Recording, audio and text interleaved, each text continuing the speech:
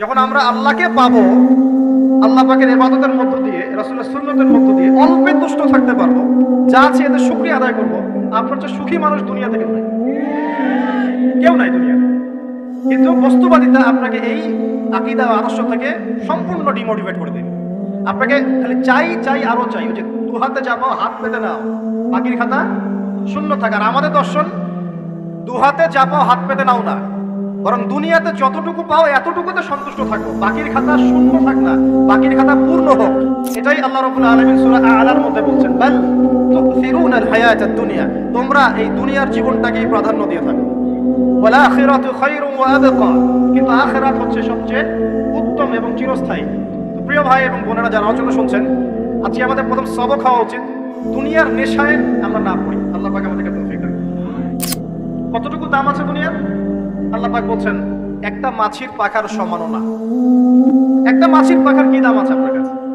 আল্লাহ পাক বলছেন পুরো দুনিয়ার দাম আমার কাছে যদি একটা মাছির পাখার সমান হতো, তাহলে এই দুনিয়াতে কোনো কাফের মুশরিক পানি পান করতে পারতো না। তার মানে এই দুনিয়াতে যা করো করো, আমার তো কোনো দামই নাই দুনিয়া, কালকেই তো আমি দুনিয়া ধ্বংস করবো। আর ওই যে দুই জাতির কথা বললাম, জিন এবং মানব জাতি, আপনারা সূরা আর রহমান পড়বেন। রহমান নামটা অনেক ব্যাপক দয়াময়ের নাম, তার মানে আল্লাহ পাক মার্সিফুল, মোস্ট মার্সিফুল। কিন্তু এই সূরা আর রহমানেই একটা ভয়ঙ্কর আয়াত আছে, কি সানাফরুগু লাকুম আইয়ুহাস সাকলান, হে মানুষ এবং জিন, হে মানুষ এবং জিন, শীঘ্রই আমি তোমাদের দুইটা জাতিকে ডিল করার জন্য ফারেক হচ্ছি, অপেক্ষা করতে থাকো।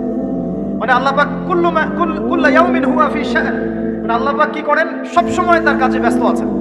মহাবিশ্বের তো গ্রহ নক্ষত্র গ্যালাক্সির অভাব নাই, মাখলুকের কোনো অভাব নাই।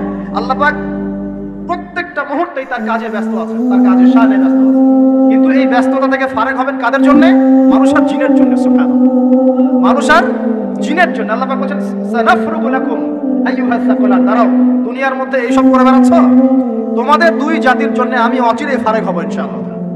ওইটাই হলো কিয়ামতের দিন। যদি ওই দিনটা আমরা মাথায় রেখে চলি, ইনশাআল্লাহ আমরা কেউ বস্তুবাদী হব না ইনশাআল্লাহ। আল্লাহ পাক আমাদের সবাইকে দুনিয়া মুসাফিরের মতো থাকার তৌফিক দান করুন। আমরা উন্নতি করব, অবশ্যই অগ্রগতি করব, আমরা সবকিছুই করব, কিন্তু দুনিয়ার পূজায় ডুবে যাব না। এটা একটা বড় চ্যালেঞ্জ। মানে মধ্যমপন্থী থাকতে হবে, না একদম গোলালু মার্কা আর না চরমপন্থী, মাঝামাঝি থাকার চেষ্টা করতে হবে। আল্লাহ তৌফিক দান করুন। ঢাকাবাসীর জন্য এর চেয়ে বড় কোনো নসিহত হতে পারে না।